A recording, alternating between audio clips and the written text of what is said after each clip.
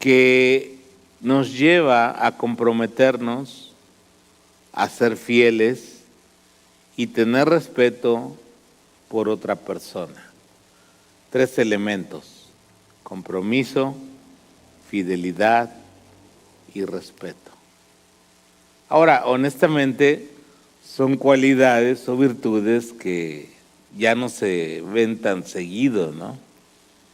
Realmente uno puede tener muchas relaciones personales, también puede uno tener muchas amistades, pero la verdad son pocas personas las que tienen un corazón leal para ti, y también son pocas personas a las que tú tienes un corazón leal para ellas, con esas 3 cualidades: compromiso, fidelidad y respeto. Y hermanos, pues debemos tener como una escala de lealtades, porque de esa manera nuestra lealtad va a ser bien orientada. Y nuestra primer lealtad, ¿para quién creen que es? Debe ser para Dios. Compromiso, fidelidad y respeto. Cuando esa lealtad, motivada por el amor, está en su lugar, las demás se van a empezar a acomodar de manera adecuada. Entonces Dios quiere que aprendamos de Él a ser leales primeramente a nuestro Dios. Y Dios es digno de nuestra lealtad, hermanos. Él ha hecho tanto por nosotros. De hecho, en 1 de Samuel capítulo 12, cuando pasamos por ahí en el verso a verso, en el 12:24, en la Nueva Traducción Viviente, dice así: por su parte, asegúrense de temer al Señor y sírvanlo, ¿de qué manera? Dilo conmigo, fielmente. Piensen en todas las cosas maravillosas que Él ha hecho por ustedes. Y es bueno hacer memoria, porque muchas veces cuando estamos en la tribulación, en la prueba, en la enfermedad, en la aflicción presente, nuestra vista, nuestra memoria se nubla, queda como perturbada, y olvidamos todo lo que Dios ha hecho a lo largo de nuestra vida. Y justo lo que Dios ha hecho en el pasado es una base sólida para confiar en Él en la tribulación, en la situación presente. Para mí ha sido un ejercicio de bendición, de afirmar y reconocer la bondad de Dios en mi vida, mirar al pasado y poder decir cuán bueno ha sido el Señor. Dice Pablo, ¿no? Creo que por ahí, no sé si compartí ese versículo por ahí en redes sociales esta semana, ¿no? Pero esta leve tribulación momentánea produce en nosotros, dice Pablo, un cada vez más excelente peso de gloria. Y aún en medio de la tribulación, no es que Dios nos ha abandonado. Dios ha prometido estar con nosotros. Y a veces es difícil verlo. A veces desde el punto de vista de nuestras emociones, no lo sentimos. O incluso desde nuestro entendimiento humano limitado, no logramos mirar en medio de lo que estamos viviendo ahora, pues ¿dónde está Dios? Luego le digo a mi esposa, a veces me siento como Gedeón, ¿no? Gedeón cuando recibió su llamado, te acordarás cuando estudiamos Jueces verso a verso, el ángel del Señor le dice, varón esforzado y valiente, el Señor está contigo, ¿no? Y Gedeón se queja y dice, si el Señor estuviera con nosotros, ¿por qué? Y empieza con su lista de amarguritas, ¿no? De inconformidades, ¿no? Y ahora, si te fijas, el ángel no agarra y le da 10 bibliazos, ¿no? Y lo reprende, ¿no? Porque Dios entiende la parte humana, entiende cómo luchamos con pues, nuestras emociones, ¿no? Con nuestros pensamientos. Ahí se da un campo de batalla donde debemos ir al Señor y pedirle que todo pensamiento, todo sentimiento pueda ser llevado cautivo a la obediencia a Cristo. Eso dice Pablo, ¿no? Pero luchamos contra eso. No sé si a ti te ha pasado, pero a mí me ha pasado. Pero al final, pensar en todas las maravillosas cosas que Él ha hecho me ayuda a recordar que Dios es leal, que Dios es bueno y que para siempre es su misericordia. Amén. En segundo lugar, nuestra lealtad, primero debe ser hacia Dios y luego vamos a mirar al prójimo ahorita. Debe ser hacia nuestros padres. Los padres, hermanos, de hecho, la honra a los padres es el 5º mandamiento en la ley de Dios. Y es esencial que nosotros honremos a nuestros padres y enseñemos a nuestros hijos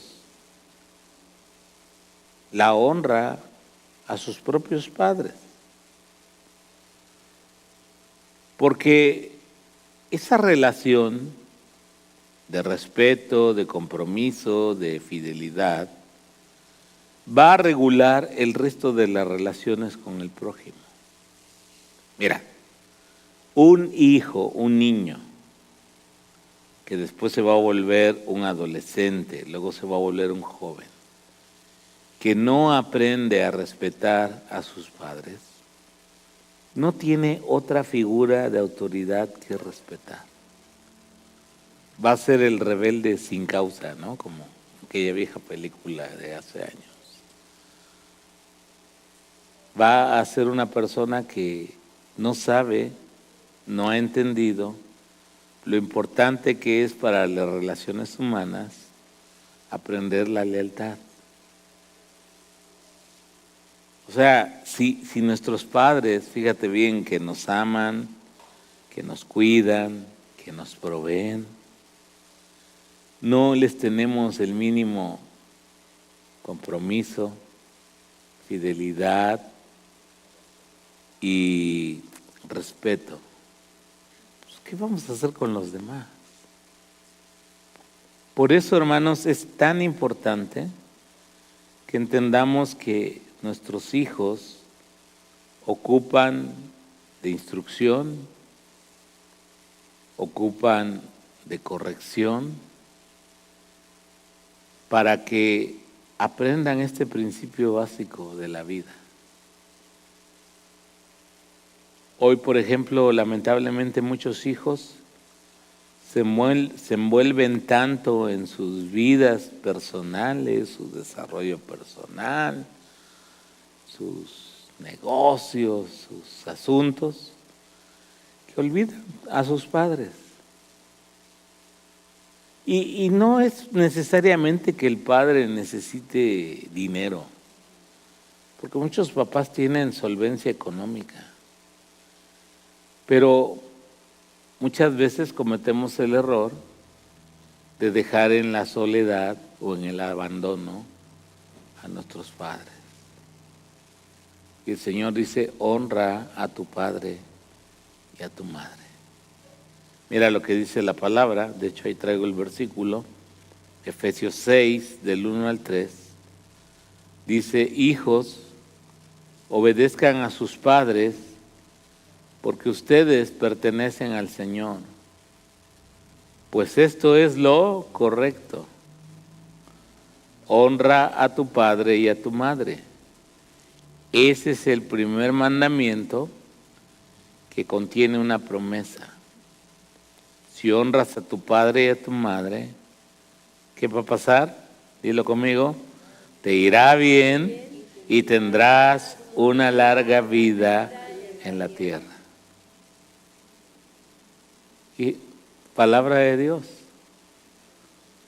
Pero nuestros hijos van a aprender de nosotros cómo tratamos, cómo hablamos de nuestros padres cuando no están presentes. ¿Sí? Y todo eso ellos lo ven. Y obviamente no te sorprendas si con los años lo copian y ahora sí que te la aplican a ti. Pero ese es el proceso. En tercer lugar, hermanos, la lealtad también debe ser a la familia. Somos sangre, ¿no? En la familia. Y lamentablemente muchas veces las relaciones familiares están todas rotas. ¿Y por qué se rompen las relaciones familiares? Por envidias, por rivalidades, por herencias. ¿Cuántas familias, no? Fallecen los padres y se hacen pedacitos por una casita ahí, que a lo mejor en realidad económicamente no tiene un valor tan grande, ¿no? Pero nuestro ego, nuestras pretensiones a veces económicas, nuestra falta de lealtad a nuestra propia familia nos lleva a tener relaciones rotas. Y todavía, imagínate, siendo una familia cristiana, eso es como el colmo de los colmos. Te voy a decir por qué. Porque nosotros predicamos el evangelio de la reconciliación y el perdón. Y muchas veces en el seno familiar ni hay reconciliación, ni hay perdón, ni hay la disposición de restaurar relaciones. Y quiero decirte que si ese es tu caso, es una vergüenza para el Señor Jesús y para el evangelio que tu familia esté rota por situaciones de herencias, de rivalidades o de amarguras que no has sabido perdonar en tu vida y estás deshonrando al Señor. Proverbios dice, ¿no?, que 6 cosas abomina el Señor y aún una séptima aborrece su alma. Y la última, ¿sabes cuál es? El que siembra discordia entre hermanos. Mira, a lo mejor no vas a tener por alguna razón una relación extraordinaria con todos tus hermanos, pero tú como cristiano debes procurar la paz. Como dice Romanos, en cuanto dependa de ti, debes estar en paz con todos. Jesús mismo dijo lo siguiente, Marcos 3:25, de la misma manera, una familia dividida por peleas, ¿qué le va a pasar? Se desintegrará. Entonces, mira, yo sé que los hijos tienen sus pleitos, tienen sus rivalidades, hacen cosas que a veces como padres uno no se entera, ¿no? Pero uno tiene que enseñarles, sobre todo si somos cristianos, perdón y la reconciliación. Y eso lo van a aprender de nosotros. cómo nos perdonamos y nos reconciliamos con nuestro cónyuge, cómo nos perdonamos y nos reconciliamos con nuestros propios hermanos y cómo les motivamos a ellos a perdonarse y reconciliarse entre ellos. Y a veces esa reconciliación no es inmediata, ¿no? Tarda su tiempo, lleva un proceso, pero debemos tener esa disposición en el corazón. Muchas veces, hermanos, pretendemos ser espirituales, pretendemos servir al Señor y estamos peleados con media de familia nuestra. Eso simple y llanamente, déjame usar una palabra, es hipocresía. Y Dios no te va a usar si no estás en paz. Es un lastre que vas a estar cargando en tu vida. No estás honrando el Evangelio. Y tarde o temprano la familia se desintegra. Y eso es muy triste. Yo, por ejemplo, tengo 3 hermanos más. Con todos, digo yo, me llevo bien, obviamente por afinidades, por edad, por carácter. Tengo como más conexión unos que con otros, ¿verdad? Pero eso no implica que estamos ni peleados, ni rivalizando, ni haciéndonos la vida imposible unos a otros, ¿no? Se mantiene una paz y está bien. La cuarta lealtad, hermanos, que podemos manifestar es a los amigos. Dice Proverbios capítulo 17, versículo 17, es un clásico versículo que se menciona en cuanto a la amistad. Dice en la Nueva Traducción Viviente, un amigo es siempre, ¿cómo es? Un verdadero amigo siempre es leal. Y un hermano nace para ayudar en tiempo de necesidad. Y ahora mira lo que dice Proverbios 27 del 5 al 6. Una reprensión franca es mejor que amar en secreto. Las heridas de un amigo sincero son mejores que muchos besos de un enemigo. Porque a veces confundimos lealtad con solapar pues todo lo que hacen las personas. Pero eso no es ser leal. O sea, la lealtad, si está motivada por el amor, va a reflejar las virtudes del Evangelio y entre ellas la verdad. Si tú eres leal a tu familia, a tus hermanos, a tus amigos, cuando ellos se equivoquen, vas a decirles la verdad en amor. O sea, con esto déjame decirlo en otras palabras. La lealtad no significa alcahuetear. ¿Sí me doy a entender? Muchas veces los padres hacemos eso. Queremos ser leales con nuestros hijos y les alcahueteamos cosas que sabemos que no están bien, que deshonran a Dios, que les hace daño a sí mismos y dañan su prójimo. Mi esposa me platica la historia de una mujer cuyo hijo se dedicaba a robar. Esa era su chamba. Y cuando el hijo llegaba con algo grande, la señora salía con una cobija y lo abrazaba. Qué bueno que viniste, hijo, para tapar el fruto de su trabajo, que era robar. ¿Ustedes qué piensan? ¿Eso es ser leal? De ninguna manera, ¿no? Y hay obviamente el otro caso extremo. Por ejemplo, hace unos meses que un joven decidió tomar la vida de Charles Kirk. Su propio padre fue el que lo entregó a la policía para que recibiera pues lo que tiene que recibir por ley. Y uno diría, híjole, eso está extremo. Pero el padre, digamos, fue leal a Dios. Y aún, aunque el hijo, y muchos no lo entiendan, está siendo leal a su hijo, evitándole ir en una espiral de depravación, de descendente, que lo lleve a una vida que va a ser una vida de perdición para él y de daño para muchos en su prójimo.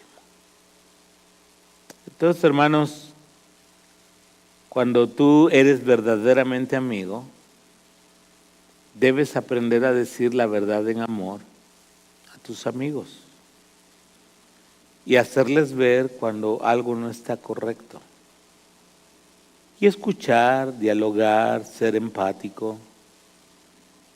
O sea, eso de llegar y como que yo sentirme en un pedestal de autoridad y yo vengo porque tengo autoridad a hacerte pedacitos, esa no es la actitud correcta. La actitud de un amigo es de igual a igual, con compromiso, con fidelidad, con respeto, pero te voy a decir la neta. Y estás fallando en esto, o tomaste esta decisión equivocada, o lo que tenga que decirle. Y sé que a veces no nos gusta. Bueno, a mí no me gusta que me llamen la atención. ¿A alguno de ustedes les gusta? Reaccionamos normalmente mal. Pero si lo analizamos, ser leales al decir la verdad a nuestros amigos, como dice el proverbio, es mejor amar dando una reprensión franca que en lo secreto, ¿verdad?, solaparte lo que no está correcto. Es mejor la herida de un amigo sincero a que te adulen, te aplaudan, pero después están hablando mal de ti a tus espaldas. Y lamentablemente, ¿qué es lo que preferimos generalmente? Lo segundo, ¿no? Es que no quiero tener problemas, pero ya estás generando problemas. Por ejemplo, si tienes un amigo o una amiga chismosa, chismoso, un amigo criticón, criticona, pues no dudes que cuando tú no estás, hace exactamente lo mismo contigo. Porque eso está en el corazón. Yo cuando alguien viene y me habla mal de alguien, yo digo, con esta persona hay que tener pies de plomo. ¿Por qué? Porque todo lo que, como en la policía, ¿no?, en las películas, porque todo lo que yo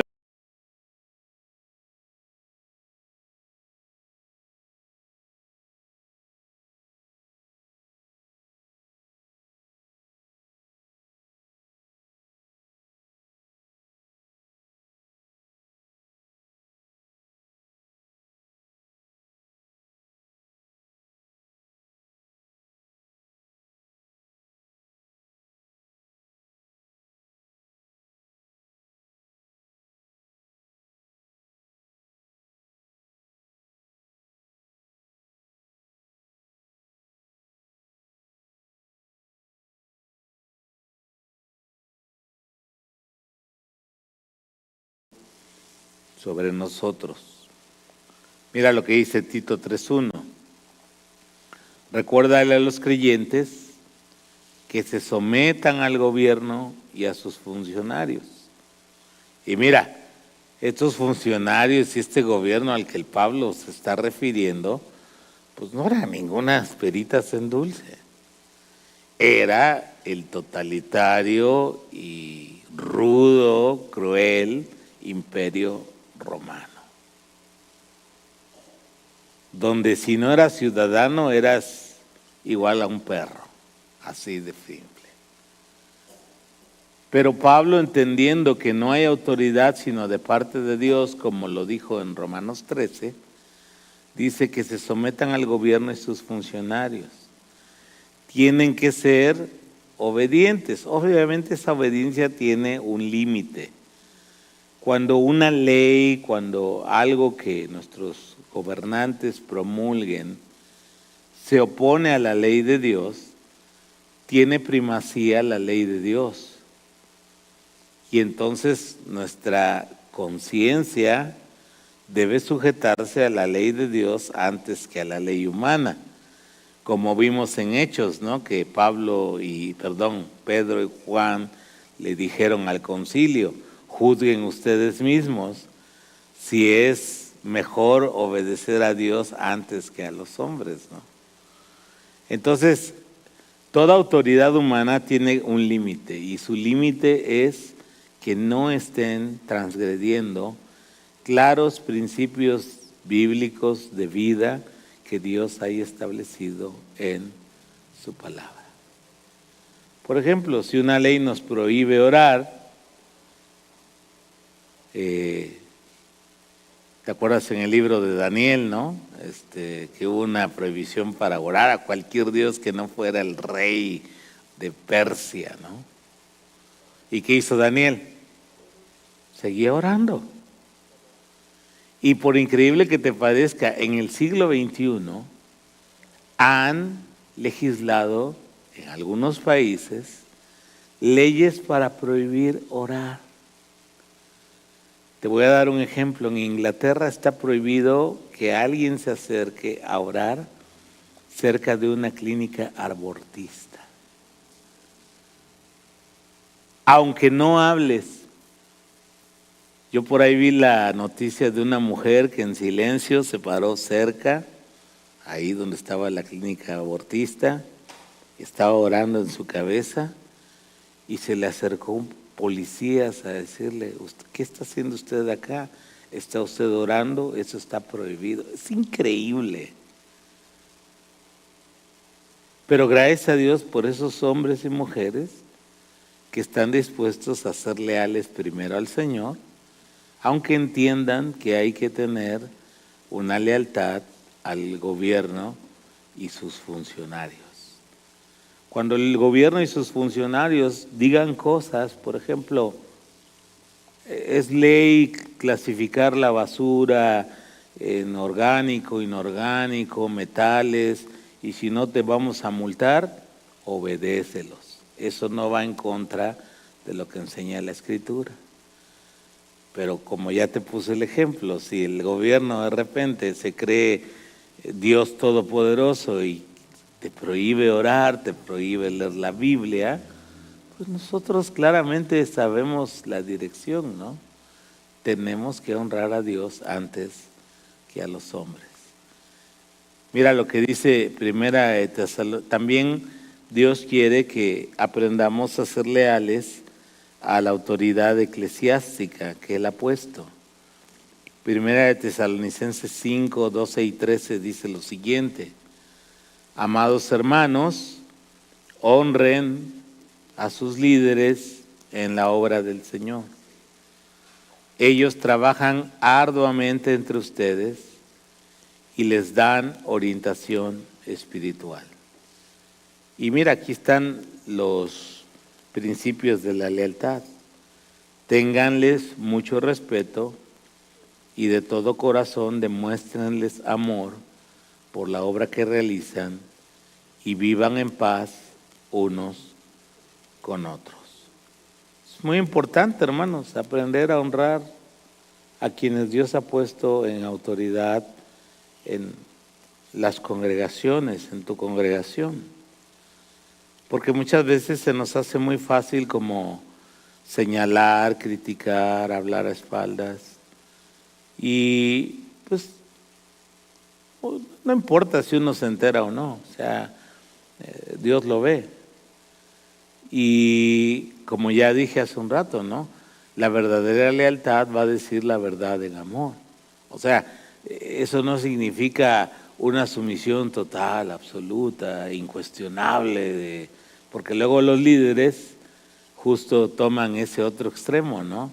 Donde a mí no me cuestionas, yo soy el ungido del Señor, y esas son patrañas, hermanos. O sea, el líder es otro creyente en la congregación que ha tenido un llamado especial de Dios para presidir, para enseñar, Sí, les debemos respeto. Yo respeto mucho a mi pastor y le tengo una gran estima por su vida, por su ejemplo, su fe, su cuidado para mi vida. En este tiempo de enfermedad ha sido realmente un bálsamo de Dios para mi vida, y le respeto, no tengo por qué faltarle el respeto. ¿Tiene defectos como cualquier otro ser humano? Pues claro. O sea, a mí veme y me vas a encontrar una lista de 100 defectos, ¿no? Pero tenemos que aprender y seguir siendo leales. Y finalmente, pues tenemos que ser leales a nuestro prójimo. Mira lo que dice Lucas 6:31. Traten a los demás, la regla de oro, traten a los demás como les gustaría que ellos los trataran a ustedes. Esa es una regla que Jesús mencionó. Y si la cumpliéramos, wow, el mundo sería diferente. Porque imagínense que tratemos a los demás como yo quisiera que me trataran a mí. Por ejemplo, cuando voy en el tránsito, a mí no me gusta que me recuerden a mi jefecita, que aquí está. Pero si a mí no me gusta, pues yo no se la voy a recordar a otros, ¿sí me explico? Y así en distintas áreas, ¿no? A mí no me gusta que se me metan en la fila, pues yo no me meto en la fila. A mí no me gusta que vaya el perro del vecino a hacerse popó frente a mi casa, pues cuando yo saco a mi perro hago exactamente lo mismo. Y si esa regla simple, pero que tanto nos cuesta, se aplicara, el mundo sería mejor. Amén. Vamos a continuar con Samuel. Y ahora quiero que después de haber reflexionado sobre algunas cualidades de la lealtad, vayan viendo cómo se manifiesta la lealtad, bueno, con Jonatán, que ya leímos. Jonatán le habló a su padre bien de David, y eso es algo que debemos aprender. Mira, si no tienes algo bueno que decir de tu prójimo, mejor voy a usar una expresión coloquial, pero medio fuerte. Cierra el hocico. O sea, si no tengo nada bueno que decir, o sea, ¿para qué hablo? Y así estaría yo siendo leal a mi prójimo. Y algo raro, Saúl escuchó a su hijo, que eso era muy raro en la cultura, pues aún en nuestro tiempo, ¿no? Es raro el padre que atiende como al exhorto, al consejo de un hijo. Porque muchas veces los padres partimos de la premisa, pues, de que yo soy tu padre y yo soy el de la experiencia. Es más, aunque yo esté equivocado, yo soy tu padre. Y se acabó la discusión.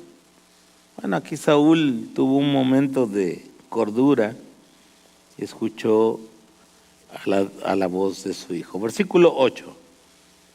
Después hubo de nuevo guerra, y salió David y peleó contra los filisteos, y los hirió con gran estrago, y huyeron delante de él, y el espíritu malo de parte de Jehová, ahorita voy a explicar eso, vino sobre Saúl, y estando sentado en su casa, tenía una lanza a mano mientras David estaba tocando. Voy a hacer una breve pausa aquí.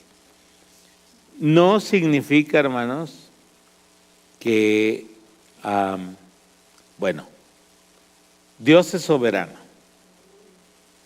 y Dios usa a quien sea, incluso a huestes espirituales de maldad, para cumplir sus propósitos. O sea, Él no se limita, porque es soberano. Cuando el texto dice que un espíritu de parte de Dios, pudiéramos parafrasearlo, un espíritu que Dios le permitió que atormentara a Saúl en sus pensamientos, lo perturbara.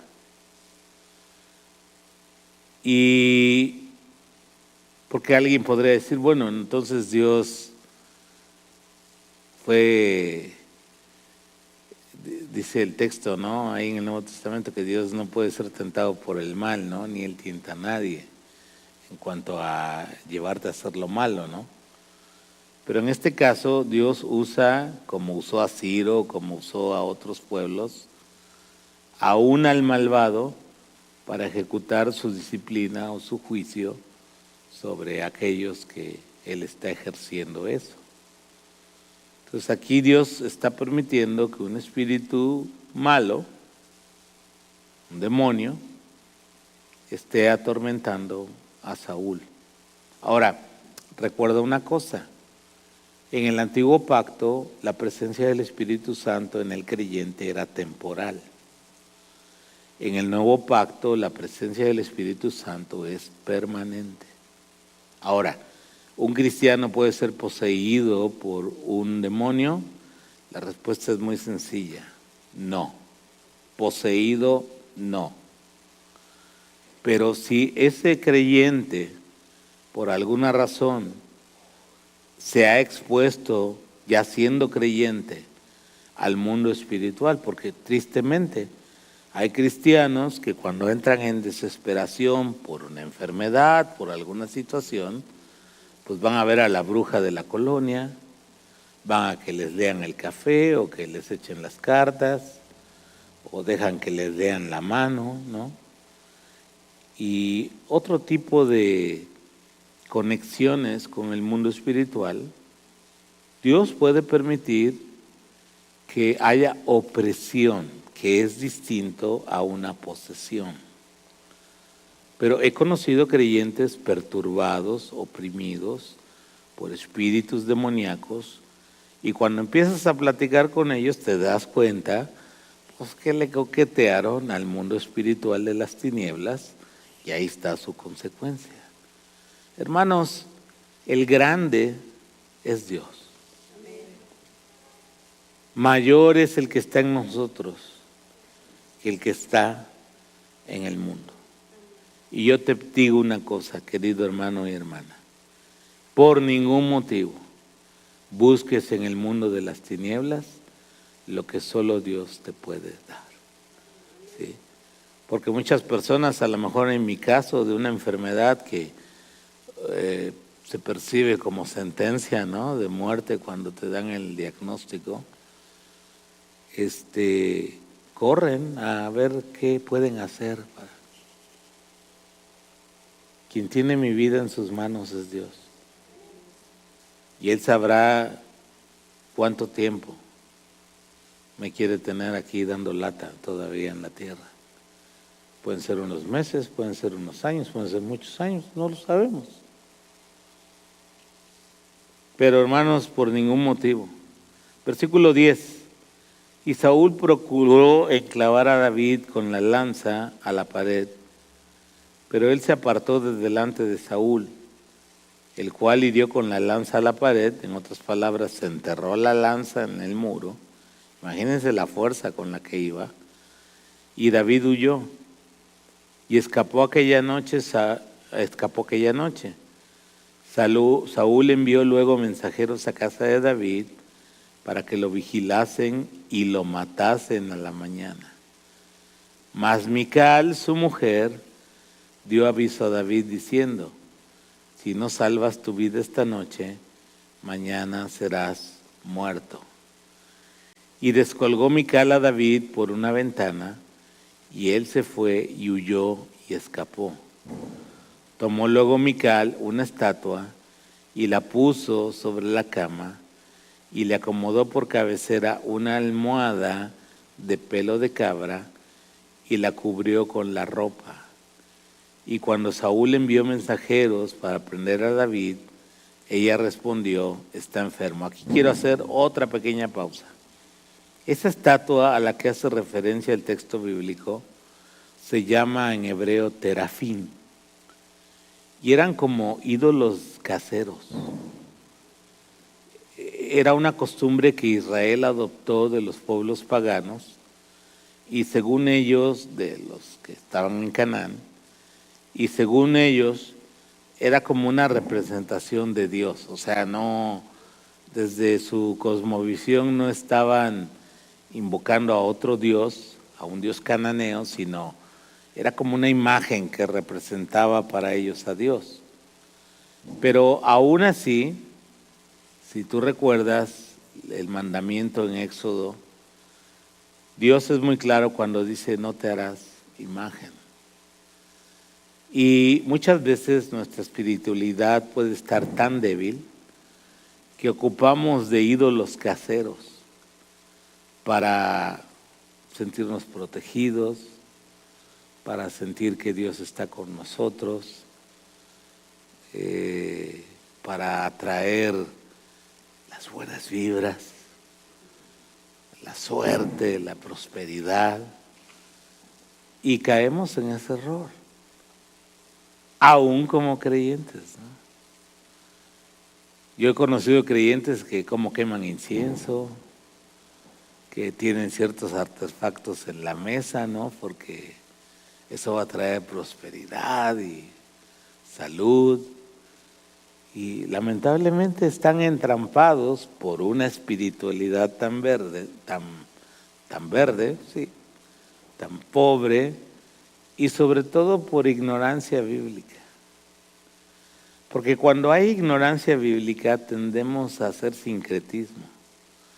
El sincretismo es mezclar, ¿no?, cosas que vienen en la Biblia con parte de nuestra tradición cultural, familiar, de nuestra espiritualidad, las mezclamos y formamos nuestra propia espiritualidad, ¿no? ¿Cuántos en su casa, por ejemplo, creen que por tener un cuadro con un texto de la Biblia ya están protegidos? Pues eso no tiene importancia. Quien nos da la verdadera protección es nuestro Dios, ¿no? O en otras expresiones del cristianismo, ¿no?, cargan un crucifijo y dicen, no, pues con esto ya, hasta los de la maña, ¿no?, cargan sus, a veces, bueno, a la Santa Muerte, y otros cargan una cruz, ¿no? Ahora que atraparon a este personaje en Jalisco, tenía una porción, creo que del Salmo 91, o sea, y uno trata de entender cómo funcionan sus mentes, ¿no? O sea, son personas que han tomado la vida de muchas personas, que han dañado a muchas personas. Pero hay una espiritualidad atrás de todo eso. Yo no lo logro entender. Versículo 15. Volvió Saúl a enviar mensajeros para que viesen a David, diciendo, traédmelo en la cama para que lo mate. O sea, carguen la cama si es necesario, pero tráiganmelo. Y cuando los mensajeros entraron, he aquí el terafín, la estatua, era la que estaba en la cama, y una almohada de pelo de cabra a su cabecera, y un muñeco medio mal hecho que hizo Mical, ¿no? Versículo 17. Entonces Saúl dijo a Mical, ¿por qué me has engañado así y has dejado escapar a mi enemigo? Y Mical, siendo leal a David, le respondió a Saúl, ¿verdad? Porque él me dijo, déjame ir, si no yo te mataré. Obviamente eso es mentira, ¿no? Y ser leal no significa mentir, ya lo abordé, ¿no?, hace un rato, ¿no? De ser alcahuete, de solapar conductas inapropiadas. Huyó pues David y escapó, y vino a Samuel en Ramá, y le dijo todo lo que Saúl había hecho con él, y él y Samuel se fueron y moraron en Nayot. Aquí quiero hacer también una breve pausa, ¿no? David fue a refugiarse con Samuel. Ahora, acuérdate de una cosa, Samuel amaba a Saúl y lloraba por él. Hasta en cierta ocasión le dijo Dios, ya estuvo bueno, ¿no? Deja de llorar por Saúl, ¿no? Vas a ungir a un nuevo rey. Y a pesar de que Samuel amaba a Saúl, él escogió ser leal primeramente a Dios y al nuevo ungido, del Señor, a pesar de que amaba a Saúl. Entonces, y también es muy importante que nosotros tengamos a alguien con quien refugiarnos en momentos difíciles. Y hablaremos de eso en otra ocasión. Versículo 21. Cuando lo supo Saúl, envió otros mensajeros. Creo que me brinqué, ¿verdad? Voy entonces en el 19. Y fue dado aviso a Saúl diciendo: he aquí David está en Naiot, en Ramá. Entonces Saúl envió mensajeros para que trajeran a David, los cuales vieron una compañía de profetas que profetizaban, y a Samuel que estaba allí y los presidía. Y vino, fíjate qué detalles nos da la narrativa, y vino el Espíritu de Dios sobre los mensajeros de Saúl, y ellos también profetizaron. Cuando lo supo Saúl, envió otros mensajeros, los cuales también profetizaron, y Saúl volvió a enviar mensajeros por tercera vez, y ellos también profetizaron. Vamos a dejar ahí un momento la lectura, solo quiero comentar lo siguiente. Son de esas cosas, pasajes un poco raros o complicados de interpretar, ¿no? Lo que sí puedo ver es que el Espíritu Santo impidió, de alguna manera, que los enviados de Saúl cumplieran las órdenes de Saúl de matar a David. Y es como muy extraño que el Espíritu Santo haya tomado, haya descendido sobre personas que no le estaban buscando a él, ¿no? Simplemente cuando ellos llegaron y buscaron a David, de alguna manera el Espíritu Santo les toma, entraron como en una especie de éxtasis, vamos a decirlo así, que les impidió cumplir su misión. Y me parece muy interesante, ¿no? Cómo Dios usó su espíritu para tenerlos bajo control. Ahora, los profetas en aquel tiempo, aparte de declarar la palabra de Dios, que era la principal parte de su ministerio, de alguna manera también algunos experimentaban una experiencia de éxtasis y estaban bajo el control del Espíritu y tenían inspiración divina, ¿no? Pero podemos ver a Dios obrando, influenciando incluso a los incrédulos. Y Dios puede usar a un incrédulo para cumplir sus propósitos. Muchas veces cuando el creyente no está disponible, pues Dios va, como dijo Jesús, ¿no? Si estos callan, las piedras van a hablar. Entonces, muchas veces el creyente no está dispuesto, Dios no se limita. Dios no se ata de manos y dice: ay, mira, Chuchis o Miguel o Alfredo no quieren, ya ni modo, pues será en otra ocasión. No, Él va a hacer su obra. Él no tiene límites. Dios es Dios. Amén. Sigamos con la lectura. Y entonces Saúl él mismo fue a Ramá, y llegando al gran pozo que está en Secú, preguntó diciendo: ¿dónde están Samuel y David? Me imagino ahí, ¿no? En su traje, su corona, su guardia personal, unos militares rodeándolo, ¿no? Y uno respondió: he aquí están en Anayot de Ramá.